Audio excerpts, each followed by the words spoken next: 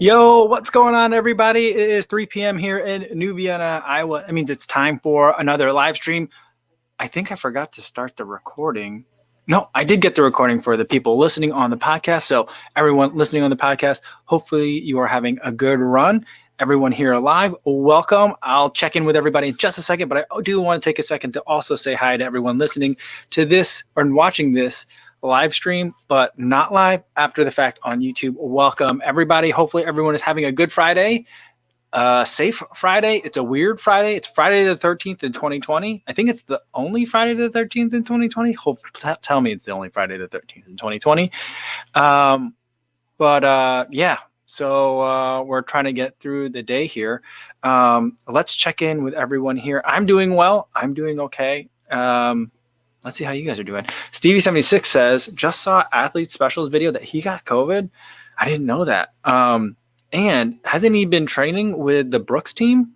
So, I mean, hopefully that can stay like cordoned off and that he doesn't get anyone else, any of his training partners sick as well. And I hope him a speedy recovery. Yeah. It's been going around for sure, but it's definitely ramping up now. Luis Becerra's here, says, yo, what's going on? Ines is here, said, hi, Kofuzi and everybody. 6 a.m. 5K with my daughter Emma and Pip this morning. Missed an extra hour in bed, tired all day. But you know what? You might have been tired all day, but you got to go for a run with your daughter. So that's pretty cool. I'm sure that's a trade-off you were glad to make for today. That's awesome. Jody says, good day, everyone. Look at this. We got 2 dog pics in a row. We got Ines with Pip and then Jody with his dog. Jody, you got to tell me what the dog's name is. What a beautiful dog. Kristen Schobringer is here, says, hi, everyone. Kevin Bickerton, Dan Rodriguez. Martha says, hi, gang. Today's the first day. I feel celebratory with stress lifting. That's awesome, Martha. Great. Had a brisk, energizing 6.1 with 8 tempo repeats from 10K to half marathon pace. That's a nice workout. Ooh, that's a lot of tempo repeats, though. But I'm glad that you're feeling better. I did some driving today. We went and did a grocery pickup, and I heard some more election news, and hopefully that means we're closing chapters and we can start moving forward. Maybe that's why your stress is lifting. But whatever it is, I'm glad to hear that, Martha. Oh, and that reminds me, Martha, I don't know if you guys saw already, but yesterday the non-elite long sleeve sold out in like less than a day. In like 12 or 15 hours. And I got a bunch of emails from Flores, and he was like giving me updates, but I don't check my email all that frequently. And but what he basically wanted to do is know if we wanted to do a second run.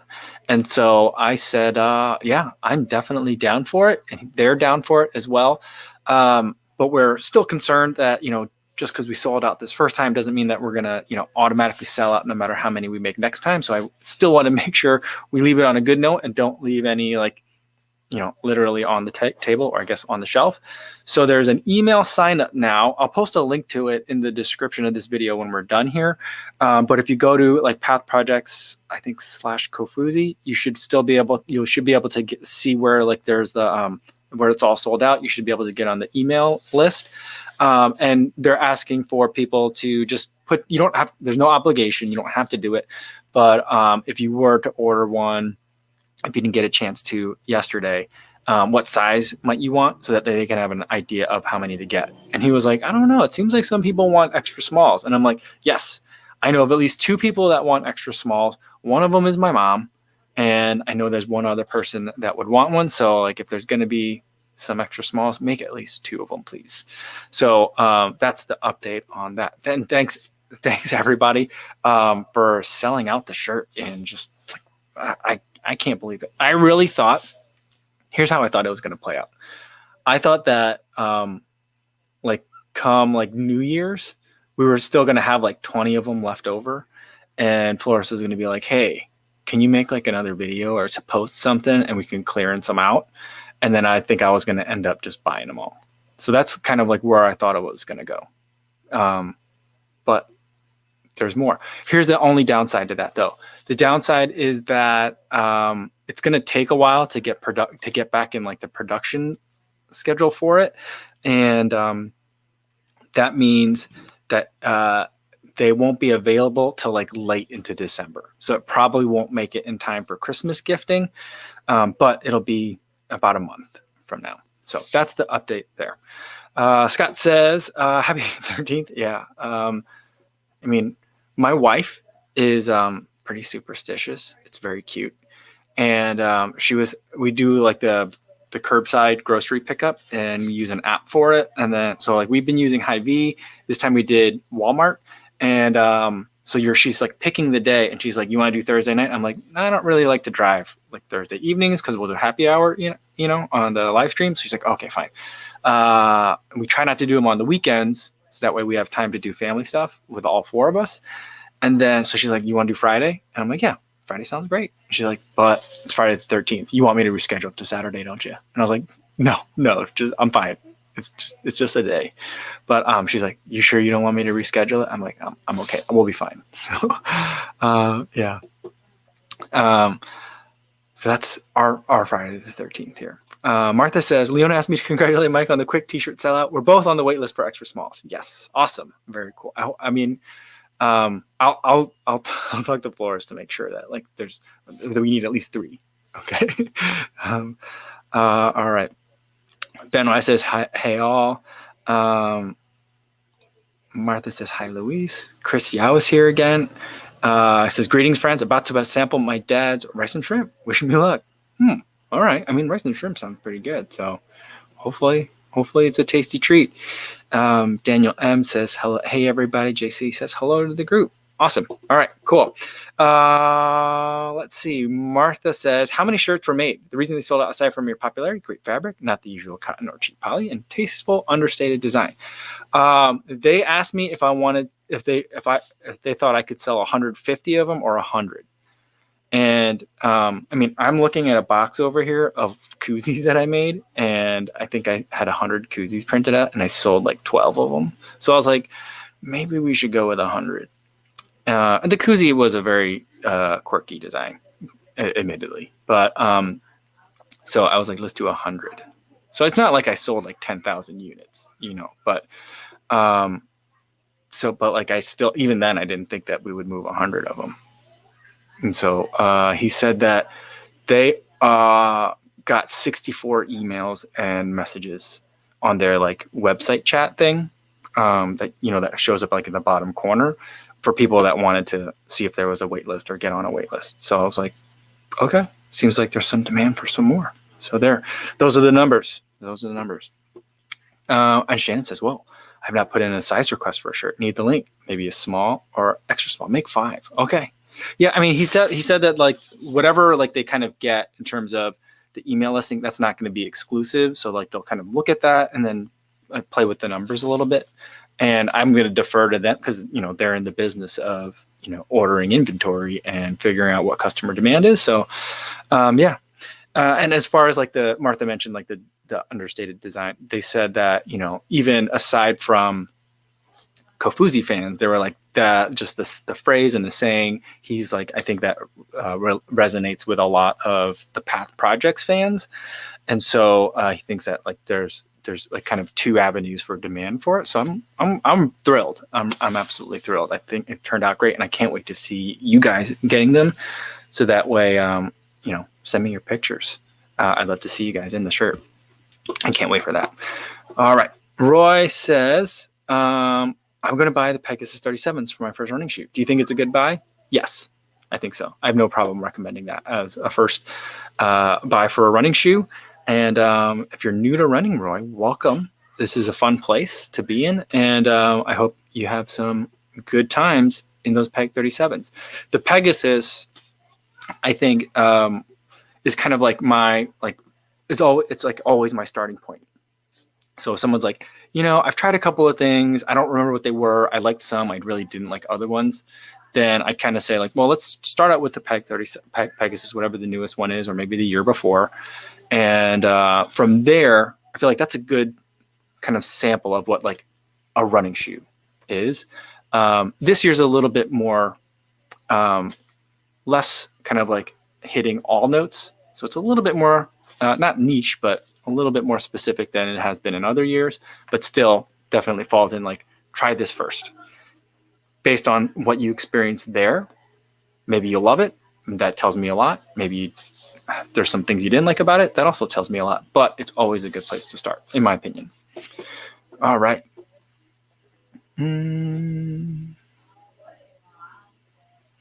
Let's see. Smitzy061 says, would love it if you did some more vids on nutrition and the food you eat day to day to keep in shape. Great work. Keep it up. Thank you, Smith. I've done those videos before, and I am not very good nutrition-wise. So I do it. I've done it twice now. And when I do it, I do what I eat in a week, because I feel like it's really easy to gain, even with the best intentions. It's easy to like tip the scales on, what I eat in a day. I feel like that's kind of easy to do and pay attention to. But I feel like when you do it for a long, you could probably 3 days is probably long enough to get a sense of what someone really eats like. So the way I do it is I photograph every single thing I eat over the course of a week. Anything that I put in my mouth, I take a picture of it first. And I've done what I eat in a week twice. I've done how much coffee I drink in a week once. And that was alarming. And it was a lot of waste because I use K-cups. I don't always use K-cups, but I predominantly use K-cups. And so that was a lot of garbage. So that was eye-opening as well. Yeah, I'm not the best with nutrition.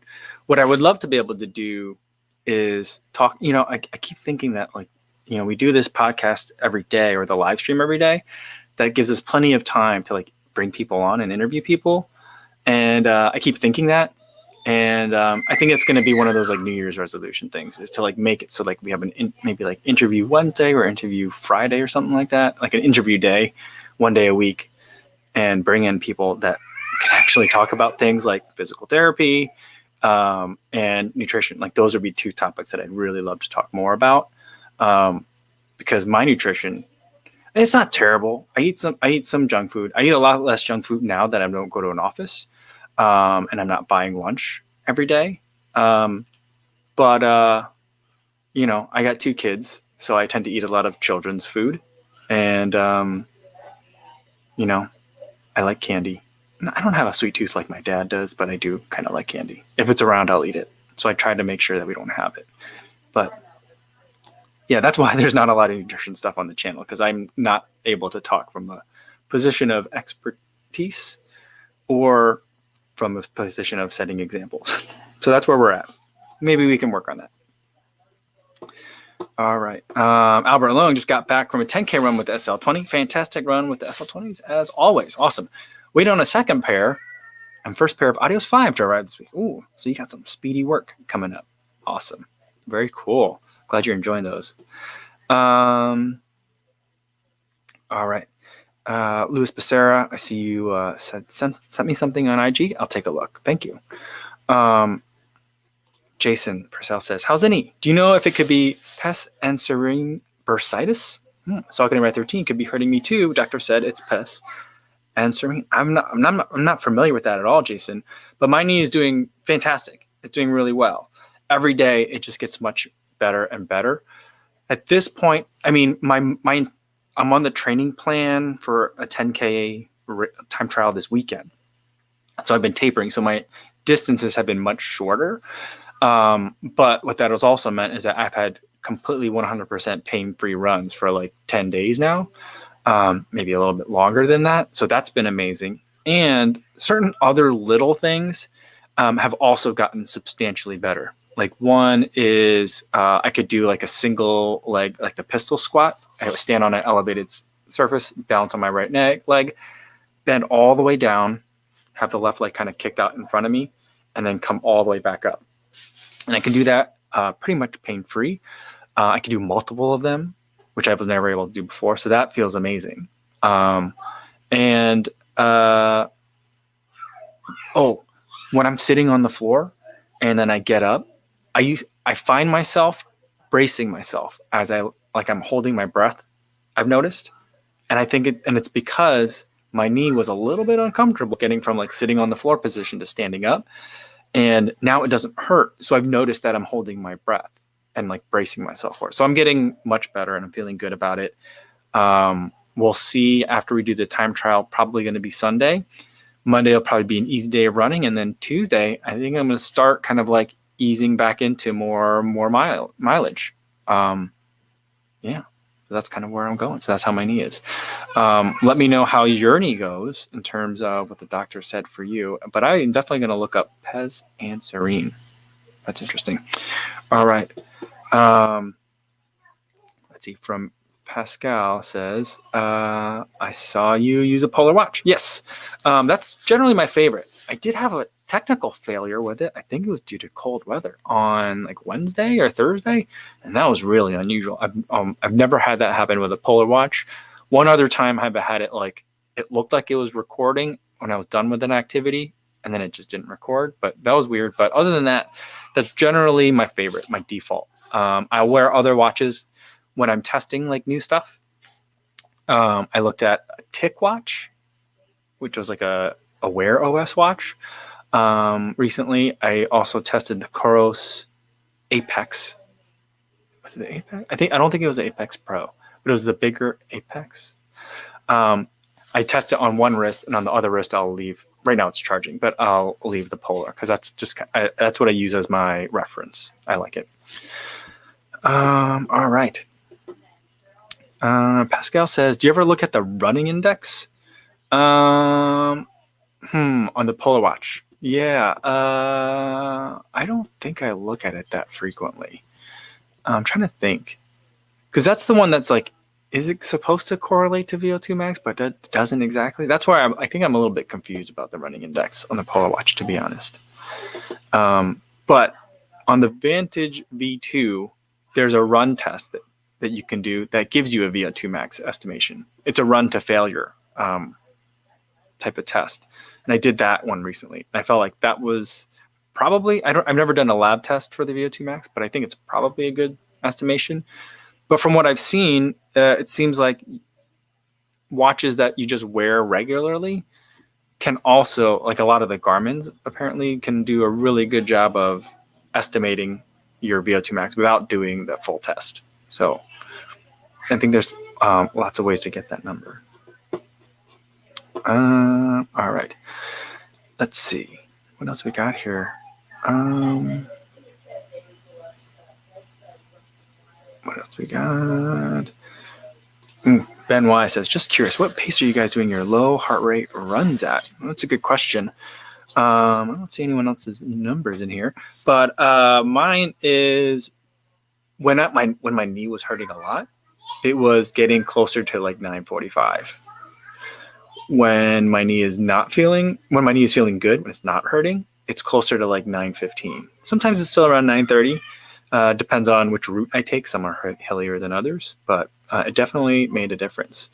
I just think that the distress in my knee was making my heart rate like clip up a couple of heart ticks per minute.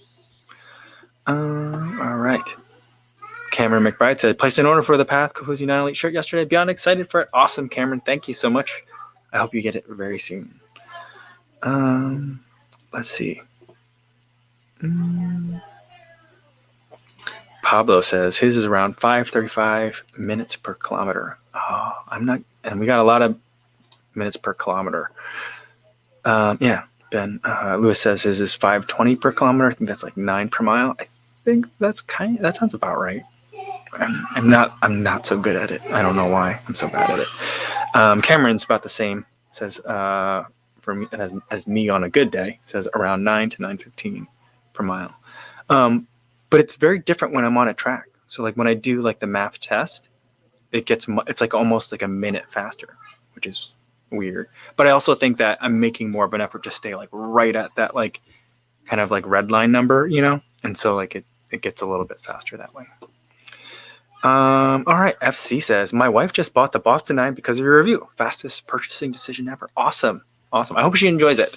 It's one of my favorite shoes for the year. And I think there's a lot of people in here that like it very much as well. So she'll be in good company.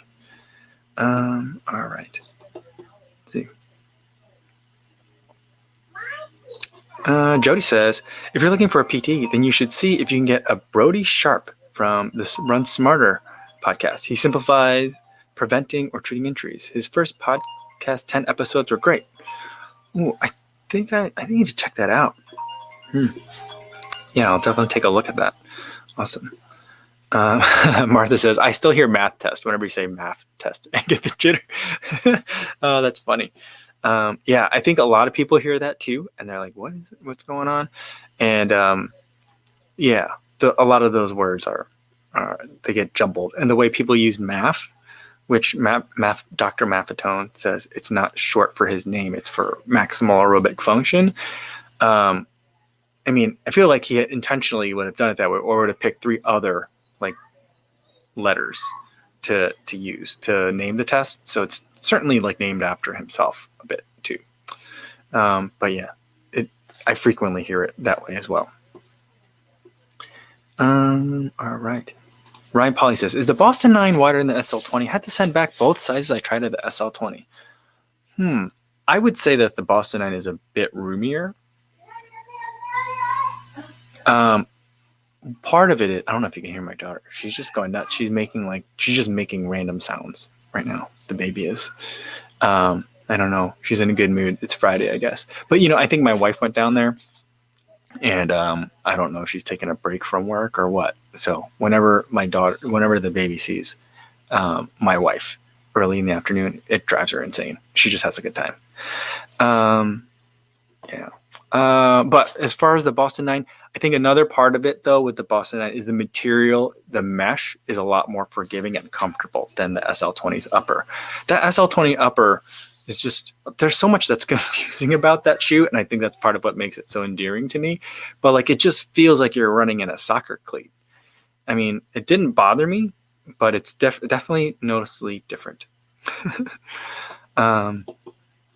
Yeah, Martha says about math versus math tests. She says, I think I wrote here in the past that my older brother is a math/science genius. It was a terrible act to follow in school. I bet that probably did not make it easier for you growing up.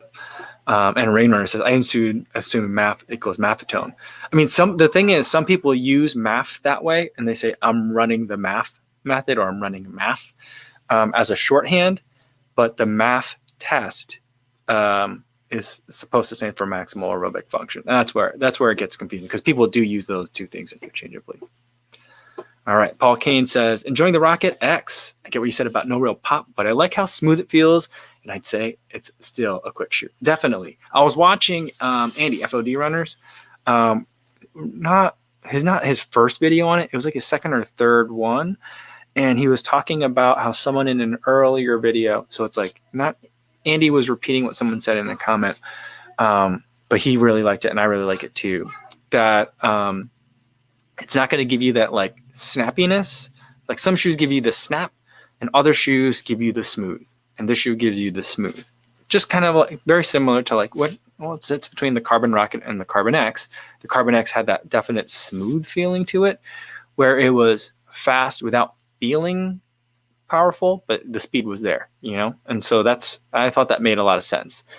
There's kind of like, if you think about carbon fiber plated shoes, there's like 2 types of them. That makes a lot of sense to me. But yeah, it's a quick shoe, and I'm not sure what shoe I'm going to run in for my 10K time trial, because at 10K pretty much any shoe is game, right? And so I did my last workout yesterday in the Meta Racer, and I do really like that shoe. And I feel like the 10K is about as long as I could probably race in it. So it might be like the perfect time to race in that shoe. But then as I was like, I have a big bag of shoes, because I'm trying to like, I'm a hard person to live with. And I think I'm just spreading out all over this house, and I'm trying to like rein myself in. So I've been keeping all my shoes in a giant bag, which is not a great way to store shoes. But as I was digging it on the bottom of this bag to get the Meta Racers out, I reached past the Hyperion Elite 2s, and I was like, oh, I totally forgot about those. That would also be really good for a 10K, and it's got that pop sensation that I want. So I'm like, so now I think I'm down between, as far as the pop shoes, I'm looking at the Endorphin Pro and the Hyperion Elite 2. As far as the smooth carbon plated shoes, I'm looking at the Meta Racer and the Rocket X. So that's kind of where I'm at for a 10K. we'll see. I'm also a little bit concerned about the weather on Sunday. It's going to be a little bit chilly, but windy. And that place where I've been running all my time trials, it's a giant open flat expanse. So if it gets windy in there, it's going to really hurt. And so I'm thinking I might pull a last minute change. And if it's really windy there, I might go back over to the Heritage Trail and just do an out and back. Because at least then I'll have some tree cover to block the wind. And that could affect, I mean, crushed gravel, not really going to make a big impact for any of the shoes that I'm thinking about using. So we'll see. We'll see. Lots to think about. And I'm excited for Sunday. Ryan Polly says, Maffetone always says M-A-F when pronouncing math. Oh, okay. So he like pronounces all like the letters. Interesting. I like how you spelled that out. It's funny. All right. Let's see. Ad Chans, there's only one solution for your 10K. Meta racer on the left foot, Hyperion Elite on the right. That would be, I mean, talk about something that could mess up your knee. That would definitely mess up my knee to have like two very different height shoes. The Hyperion Elite's tall. The Meta racer is pretty slammed to the ground. So that would be interesting. All right, we got a question from Evan Bulliner. Says, how do you feel about percussion guns and vibrating foam rollers? Do you think it's very helpful for recovery? Love the channel. If you had asked me a month ago, I would say that they're okay. If you want them, you can get them, but I don't really care for them. But I started saying, like, I've been getting requests to review them for a while. And finally, I was like, all right, I'll try it because my knee's been bugging me.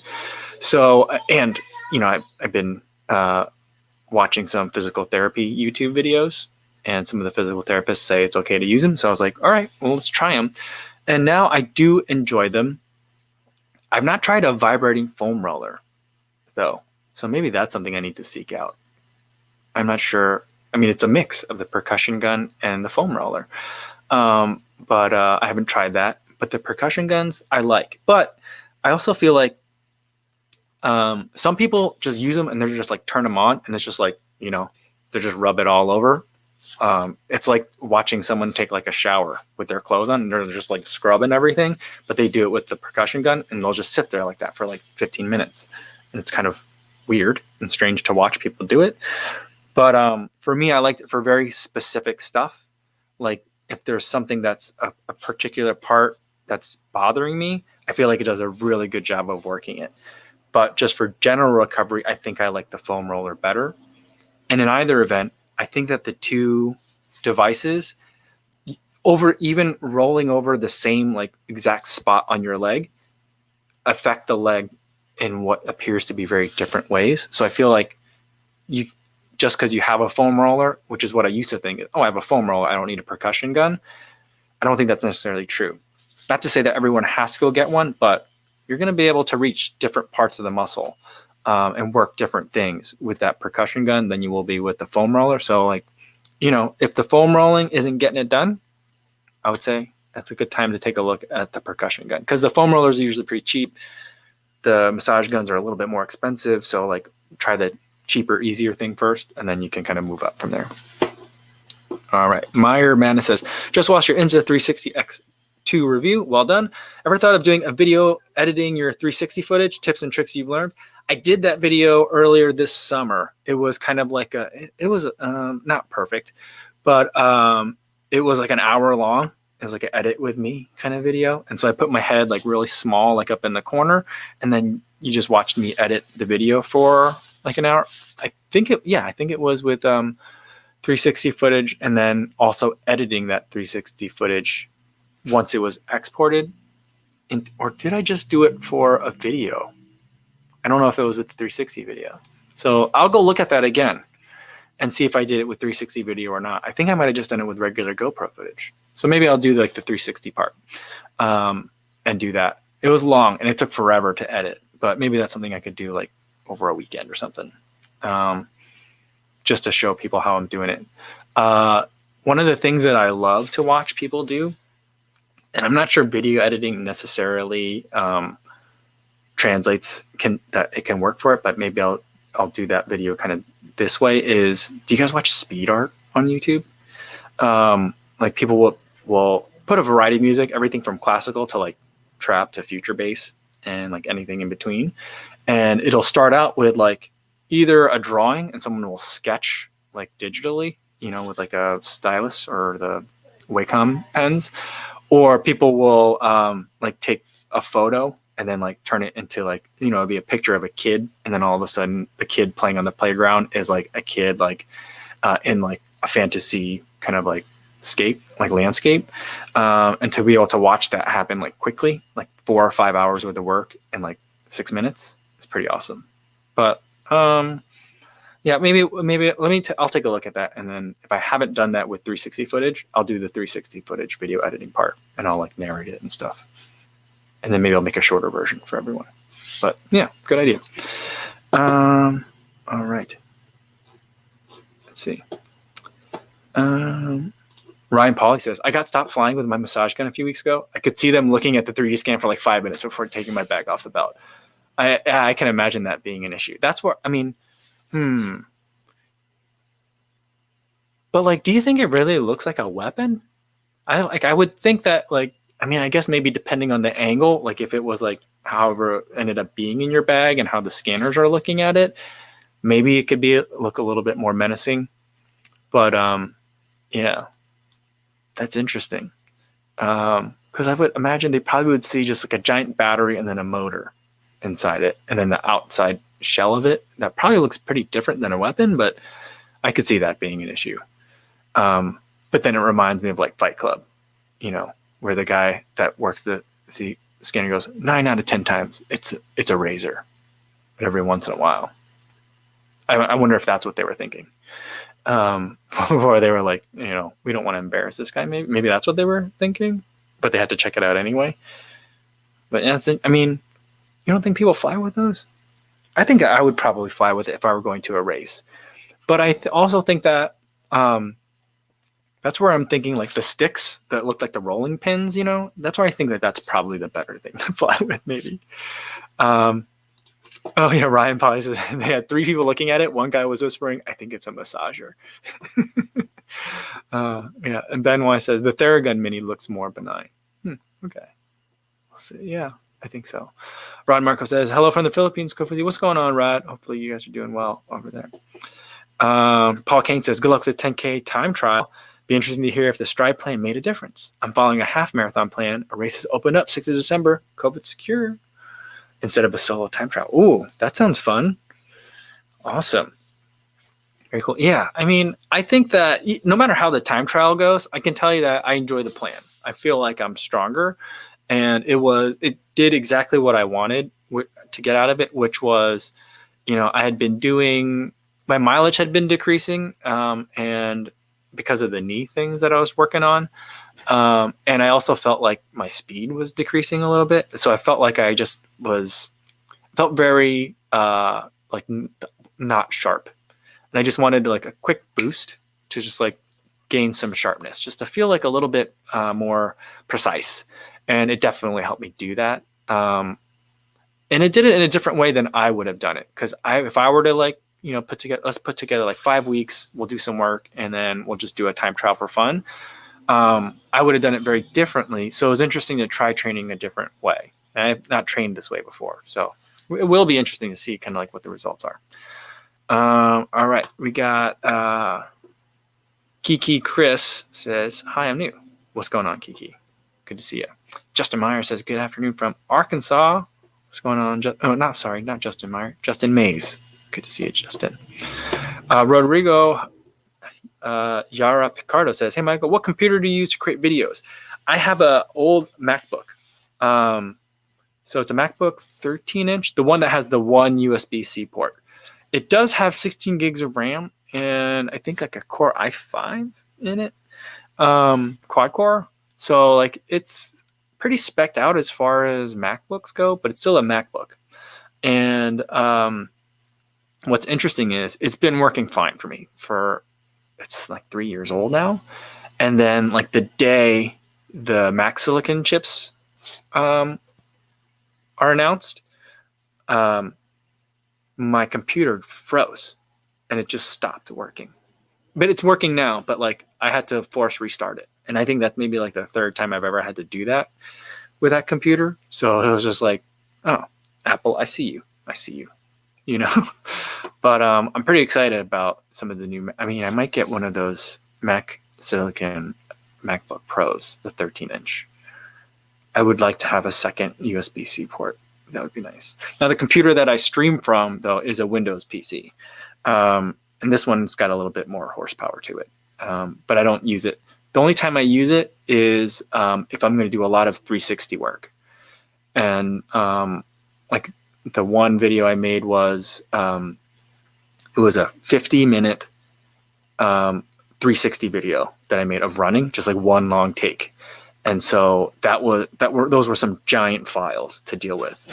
And it wasn't like the 360 videos like I use where, you know, like you can't control it. You could control any part of it. And so that became a giant file and took forever to render. And that's when I use this computer. So that's when I might use it. But I have it for work, but I don't need to use it for work anymore. But so those are my two computers that I have. All right, Rain Runner's heading out. Have a good weekend. All right, let's see what else we got here.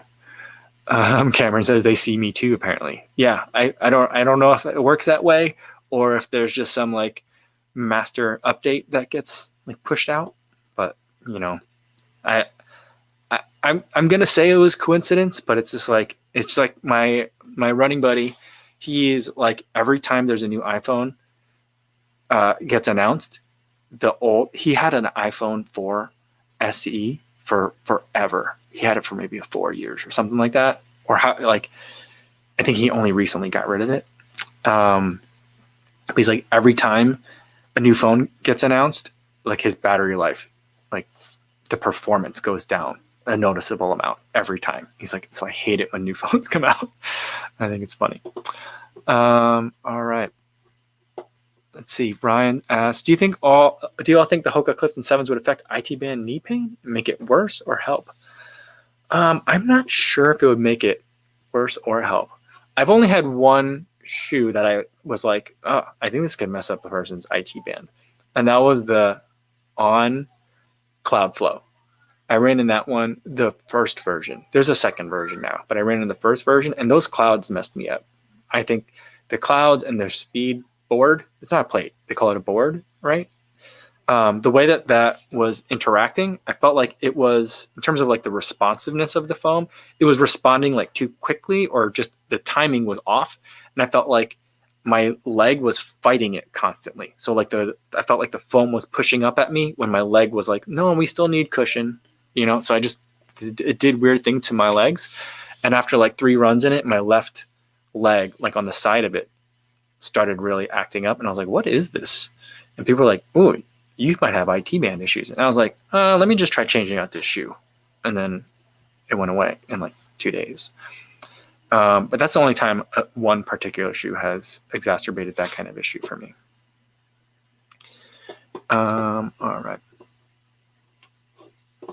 Let's see. Martha says, anyone else going nuts with the ever-changing cables when you get a new iPhone?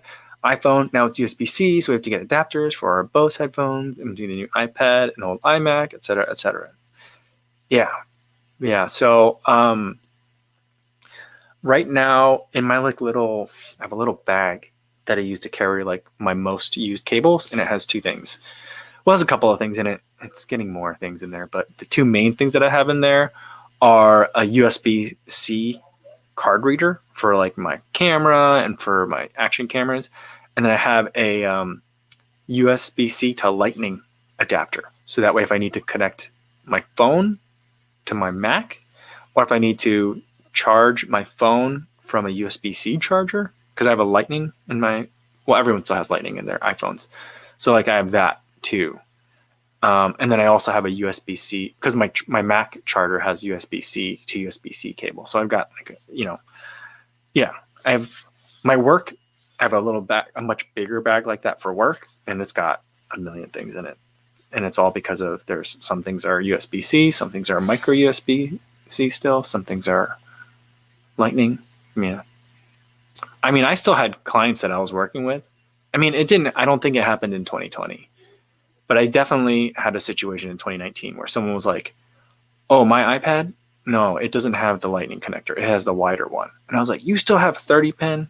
I got to go back to my office to get an adapter for you, like that. So there's people that hold on to the old technology too. But yeah, we're in that weird time where things are like lightning and USB-C. And there's still some other things that are micro USB. So it's like, what do I got? I got to carry all this stuff around. Jody says, a random question. How many vlogs are you able to store on your external hard drive and what size do you use?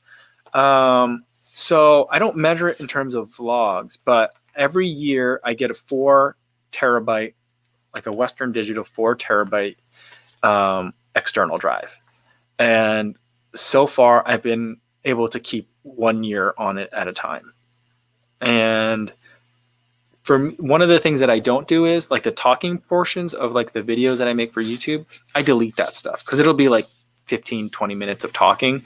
I've already edited out all the stuff that I don't want and I put it in the video and I keep the rendered video, but that file is usually gigantic. And so I get rid of that once I'm done with it, usually after like a day or two after the video posts, just to make sure I don't have to go back and fix something. But all the raw footage of like the B-roll, the product shots, I keep all that. And then I also, in separate folders, keep all my family photo stuff and family home videos and stuff like that. And so far, 4 terabytes has been enough to last every year. I'm not doing a real good job of doing like the 3-2-1, like 3 copies, 2 locations, 1. I forget what the one is, but so I only have like, I don't have backups of a lot of that stuff. I should, but I just don't. But I don't know. My wife and I keep talking about getting network attached storage for the house. It just seems like a lot, but probably necessary. Yeah, so that's what I use. 4 terabytes seems to last me for a year. It's about time to order a new one. I'm hoping, I don't think that this will be the year where external SSD prices come down to a price where I can buy a 4 terabyte drive. I don't think they make 4 terabyte external drives, do they? The largest one I think I've ever had was maybe a terabyte. But I'd like to switch to that. But right now they're still spinning platter drives. Chris Yao says, want to throw some more cables to the mix? Go down the audiophile rabbit hole. Oh, yeah. And buy a DAC and headphone amplifier, then get everything connected, film the process with your 360 camera. Yeah, that's true. That's true. Yeah, that's going to be a lot of stuff too. For sure, Chris. Let's see. Shannon says, I'm in the process of unpacking. Does anyone else feel like you just travel from house to house with a big box of cords that no one knows what they go to? Just me? Yeah. Oh, no, we have one of those at the house too. I like to just throw stuff away from it when my wife's not paying attention. Because if she saw me do it, she would not let me. So don't tell her. She gets really mad when I do this. But I will secretly throw stuff away. She's not here, is she? I just saw I heard something. Anytime you mention throwing stuff away, her like the hairs on her arm will start to like perk up. But yeah, so like cables and stuff like that, I just get rid of stuff. I just throw them away because I'm like, everything you get, you're gonna get more cables. But like some of the weird stuff, the stuff that's weird now, I'll hold on to. Like, you know what? I still hold on to. We got one of, we might have 2 or 3 of them. To be honest with you, back at the apartment, is USB A to like regular like USB. The ones that go in the back of printers, it looks kind of like almost like a house. It's that weird squarish one, the really fat one, to go into like a regular USB. So we have like a couple of those. So we still keep stuff, but like I just will like grab a whole bunch of them, like USB to micro USB. I'll just grab 3 or 4 of them at a time and throw them away. And it feels good. I tell you what, it feels good. Shannon, I recommend it. Do it. Matt says, okay, just finished the Insta video. Nice work on the review. I still haven't broken mine out yet. Too much fun stuff to play with and not enough time. I know the feeling. This is a good time of year for people that like toys and also people that review things. This is a good time of year. But yeah, I'm interested to see what fun stuff you've been playing with too, Matt. So Hopefully there's some videos coming out. Not really. Hank Aaron says cables are valuable. XLR, my favorite. I mean, there's some, yeah, that I think, like Chris was saying, things can get complicated in the audio category. In the audio category, yeah, I think that there's some that are harder to just come by. But like, I think like micro USB, it comes on everything. You get one you can get them all the time. You can always find them. So like, almost like just throw them away, but yeah, audio cables I think are a little bit different.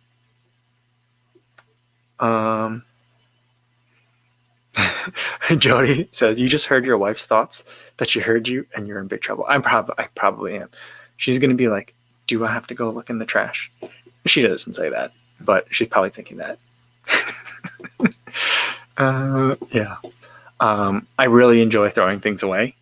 I know that it's better to, like, if you can, recycle them, find someone else that needs them, things like that. But when we were living, I mean, in the apartment in Chicago, I don't have staging area space. I don't have space for, I mean, we do have like a Goodwill pile constantly. But like, other than that, I just don't have space to put stuff for, like, man, I might need this later. Nope. If I need it in 2 years, I'll buy another one in 2 years. But chances are I'm not going to need a piece of technology in 2 years, even if it's a cable. That's kind of my thought on it. That being said, I've bought a lot of the same GoPro accessories multiple times. And I still have a giant box of GoPro stuff that probably can get purged heavily. So I would say, like, my weakness would be GoPro stuff or camera stuff. That I do have a hard time parting with stuff and, like, trimming down. And if my wife went in there and started throwing stuff away, I probably would have a hard time with it, in all fairness to her. Stevie Sammy says his wife, what are you telling your YouTube friends? Yeah. I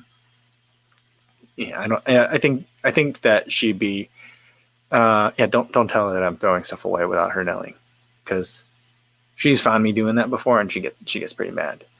But yeah, you can tell, if you meet her, you can tell her that we could talk about it. There's no secrets here. Scott Scrolls says, I give old cables to my dad. He can't throw anything out. That's so funny. Martha says, I love throwing these away too. It's cathartic, but I do recycle recyclables. Apple stores, even authorized, will take anything Apple to recycle. Oh, I didn't know that. That's interesting. All right. Christia said, I had to sell all my ham radio equipment a few years ago, but still have a box of random cables, attachments, accessories. Oh, I don't know what K4YOW means, but I'm sure if someone else knows ham radios, that's probably very funny. Louis Pissarro says, laundry room? More like a box full of stuff. See, we don't have a laundry room, so I don't have a place for that. And we don't really have, I guess we have like a junk drawer, but not like most people have like a junk drawer in the kitchen. We didn't have room in our kitchen for that. So we had like bigger junk spaces.